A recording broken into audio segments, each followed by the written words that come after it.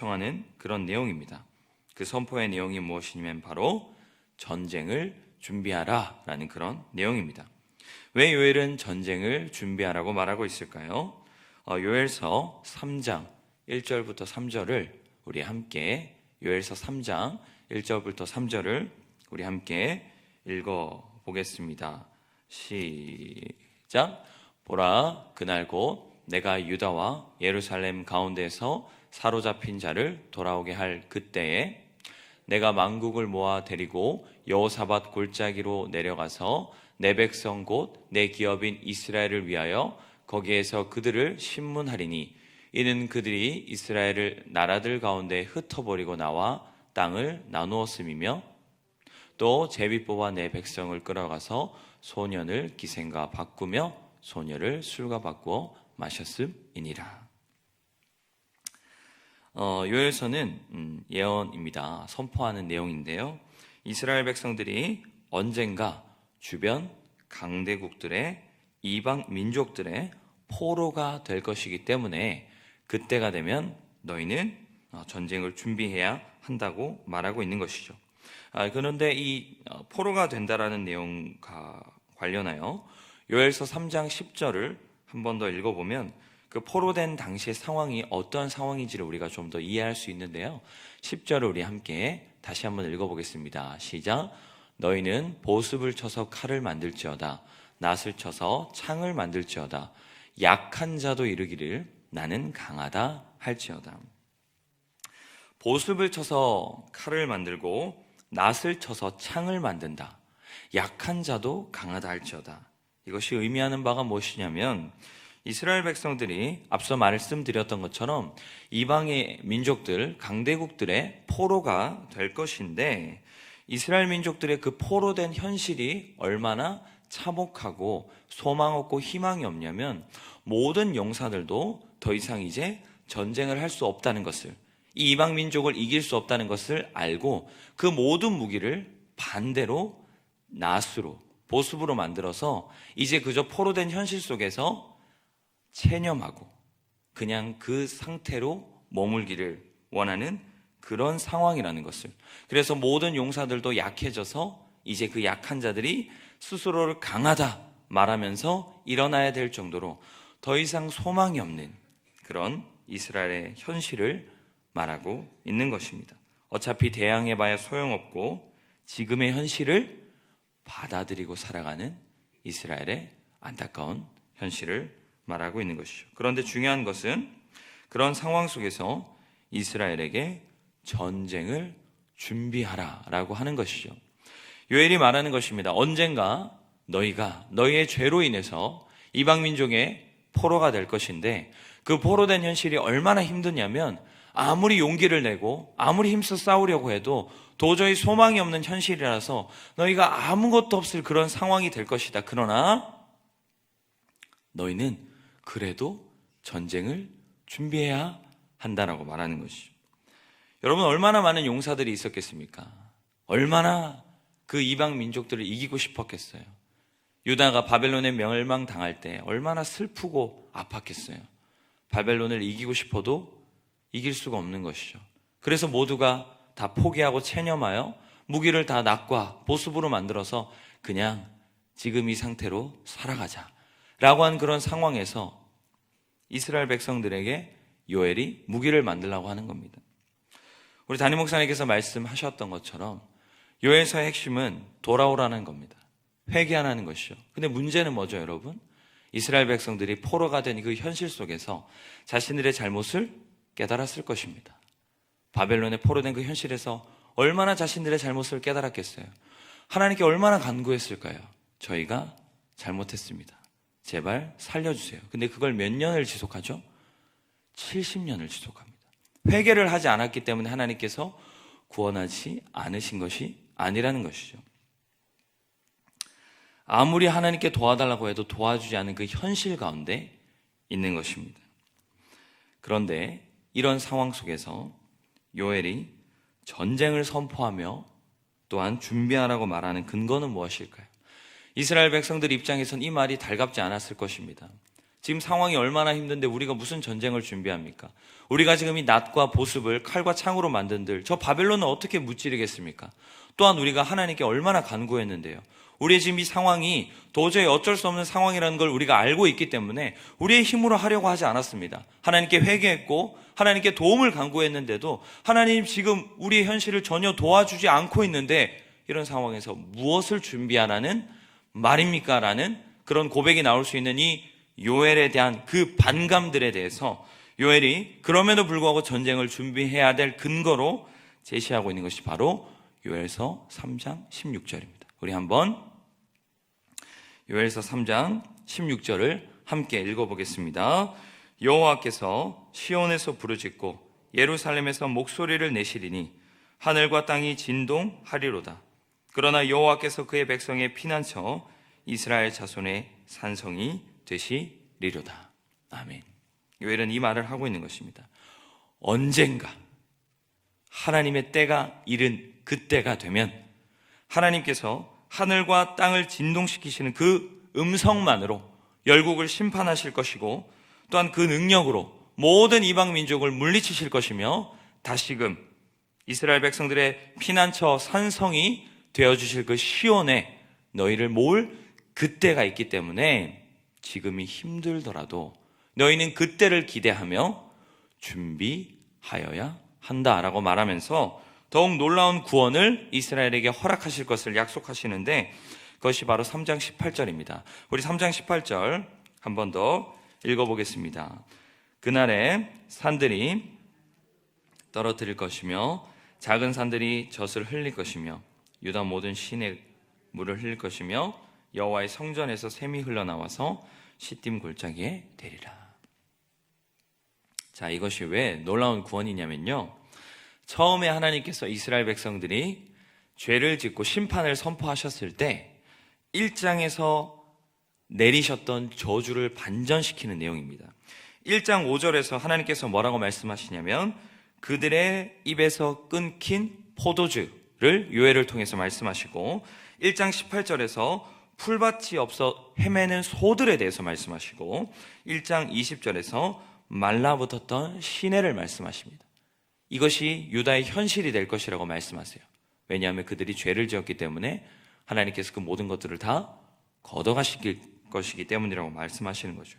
그런데 포도주가 끊겼지만 산들이 단 포도주를 낼 것이고 풀밭이 없어 헤매던 소들이 있음으로 인해서 젖을 내지 못하는 거예요.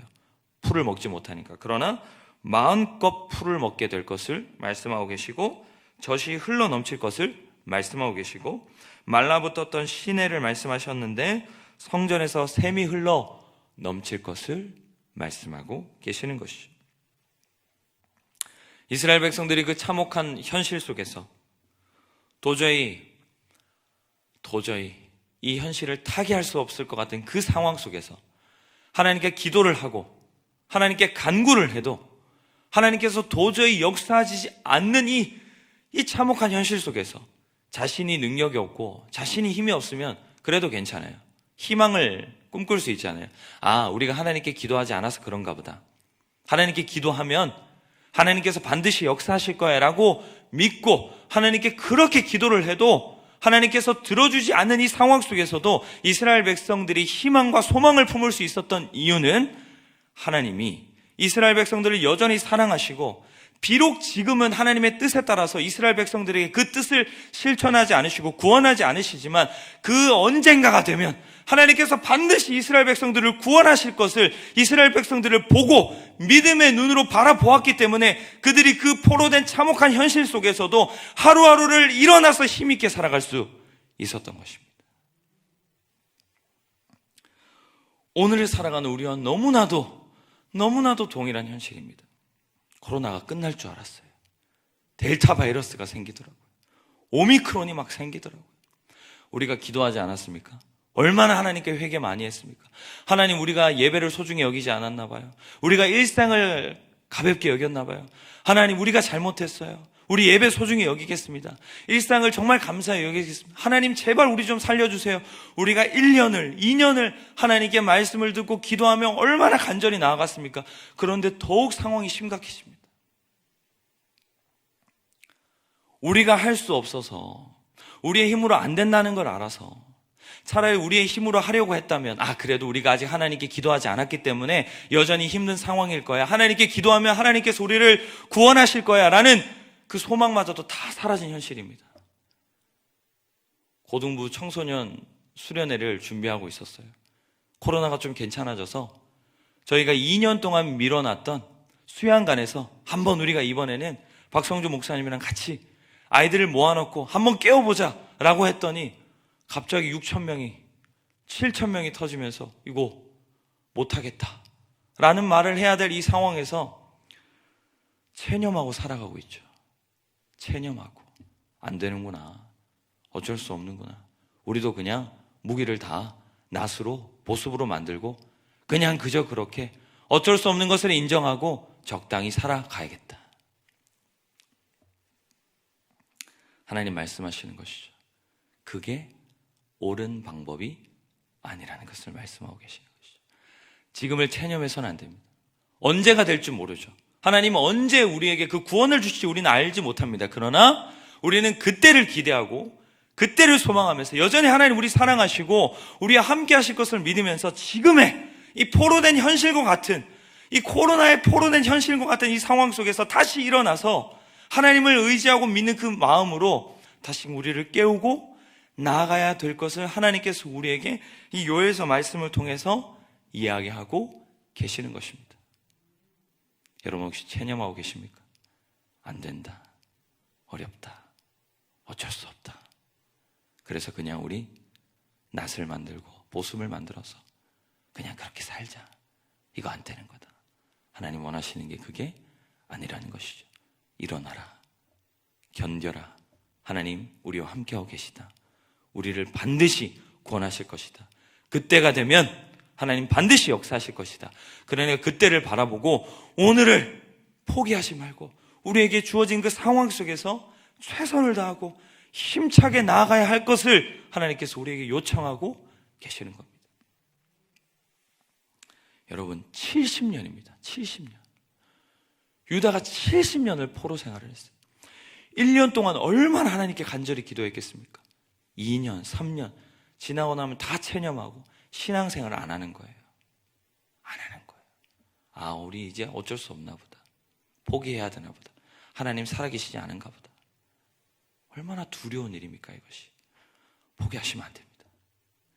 하나님 분명히 뜻이 있으시겠죠. 우리는 다 모르죠, 왜 이렇게까지 길게 하는지.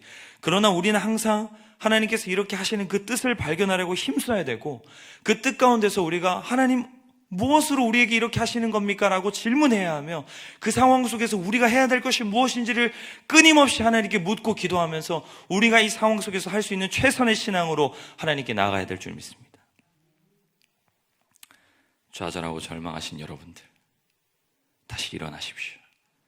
깨우십시오. 그래서 다시금 이 상황 속에서도 하나님을 온전히 바라고 나아가 낫과 보습을 용기로, 칼로, 창으로 바꾸신 여러분 되시기를 간절히 소망합니다. 기도하겠습니다.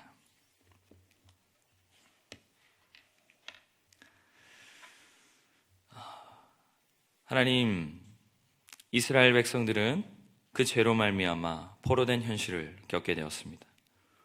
그들은 그 죄를 깨달았고 하나님께 간절히 기도하고 회개했지만 하나님은 이스라엘 백성들을 여전히 그 고통 가운데 내버려 두셨습니다.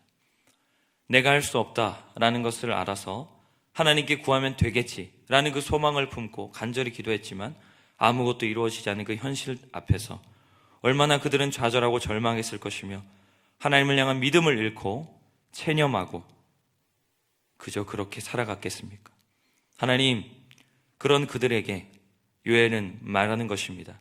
너희가 그날이 올 것이고 너희가 아무리 간구해도 되지 않을 그 포로된 현실을 겪게 될 것인데, 그러나 포기해서는 안 된다.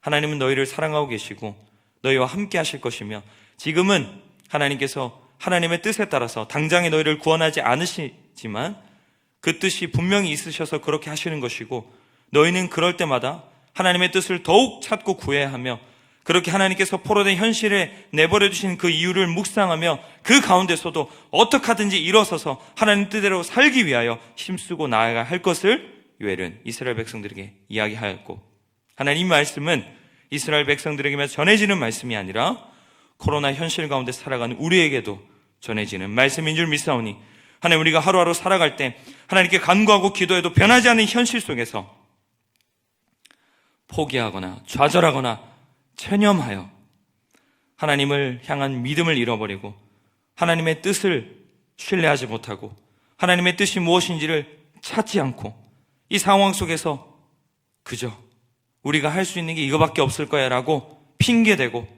좌절과 절망한 체념한 상태로 신앙생활하는 우리의 모습이 아니라, 이런 상태 속에서도 하나님의 뜻을 헤아리고 다시금 일어서서 낯과 보습을 창과 검으로 바꾸고 하나님의 뜻에 따라 더욱 이 상황 속에서도 하나님 원하시는 신앙의 모습으로 나아가고 하나님께서 언젠가 일하실 그때를 기대하고 소망하는 모습으로 다시 일어나 나아가는 우리가 될 수 있도록 주님 도와주셔서 하나님의 뜻 가운데 이 현실 속에서도 하나님 기뻐하시는 모습으로 살아가는 우리가 될 수 있도록 하나님 우리와 함께하여 주시옵소서. 이 시간 우리 하나님께 예물 드린 우리 이유진, 이민석, 김웅태, 하나님 주님 앞에 감사 헌금 드립니다. 1,000번째로 올려드립니다. 하나님, 주님의 은혜 가운데 건강하게 살게 하시고 주님 또한 주님이 가장 선한 길로, 복된 길로 인도하여 주시옵소서. 하나님, 정말 주님의 은혜를 알고 주님의 사랑을 알고 하나님의 살아계심을 믿고 드린 이 모든 예물 주님 받아 응답하여 주시옵소서. 우리 시간 함께 기도합니다. 하나님, 우리 오늘의 삶이 하나님의 살아계심을 믿고 나아가는, 하나님께서 언젠가 일하실 것을 믿고 나가는 체념한 절망한 적당한 신앙이 아닌 다시금 일어선 신앙이 될 수 있도록 도와달라고 이 시간 주여 한번 부르짖고 간절히 기도하며 나아가도록 하겠습니다. 주여